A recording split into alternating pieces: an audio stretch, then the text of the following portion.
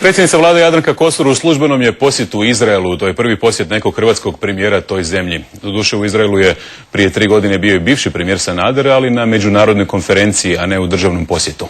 Inače, odnosi Hrvatske i Izraela prošli su turbulentan put. Od izrazito loših početkom 90-ih do izvrsnih u zadnjih 10 godina. Iako je Izrael priznao Hrvatsku 1992. odnosi dviju zemalja bili su hladni.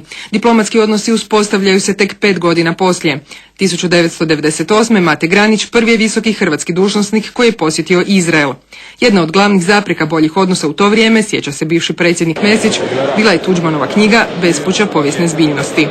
Formalno je bila ta knjiga i on je to u engleskom izdanju povukao, a ja sam onda nakon toga imao otvoren prostor da uđem u Izrael. 2001. Stjepan Mesić ispričao se u Knesetu izraelskom narodu. Kao predsjednik Republike Hrvatske izražavam duboko i iskreno žaljenje zbog zločina nad Židovima počinjenim u Drugom svjetskom ratu.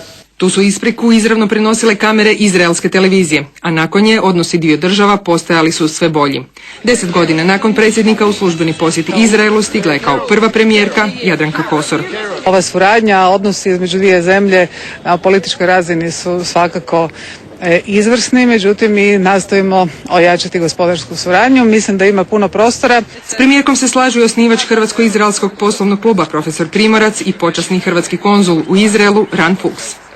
Što se tiče gospodarskih odnosa, možete vidjeti kako već dosta hrvatskih i izraelskih tvrtki surađuje, a očekujem da će gospodarska suradnja biti još bolja u budućnosti. Glede znanosti, tehnologije, inovacija, niko na svijetu se ne može mjeriti prema broju patenata sa državom Izrael, a Izrael vam otvara vrata u cijelom svijetu. Se sjećam onih dana kad je predsjednik Perez meni rekao da Hrvatsku uključuje među 5 najprijateljskih država sa državom Izrael. To su sjajne stvari. Korak dalje u gospodarstvu mogao bi se učiniti u rujnu, kada najavljuje Primorac, u Hrvatsku dolazi 50-ak izraelskih ulagača.